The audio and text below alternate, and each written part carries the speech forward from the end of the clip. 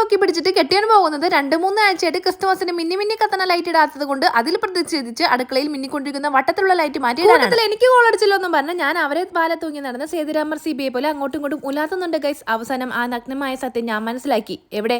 ഗോവിന്ദ ഗോവിന്ദ ആലാരെ ഗോവിന്ദ. ഈ ലൈറ്റ് ഉണ്ടല്ലോ, ഈ ലൈറ്റിന്റെ അല്ല, വേറെ ഏതോ ലൈറ്റാണ് മേടിച്ചിട്ടുണ്ടോന്നേ. ആ ലൈറ്റ് ഫിറ്റ് ആവൂല ഹേ. സോ ഗൈസ്, വീടിന്റെ പുറത്ത് 2 എണ്ണം ഏതാണ്ട് അതുപോലെ കണ്ടപ്പോൾ ലേശം ആശ്വാസം തോന്നി. ബൈ ദ ബൈ, പുതിയ ആക്രി കിട്ടിയപ്പോൾ ഏടനെ സോപ്പിട്ട് 2 വിന്റേജ് ലുക്ക് സാധനങ്ങൾ ഞാൻ പ്രിന്റ് അടിപ്പിച്ചു.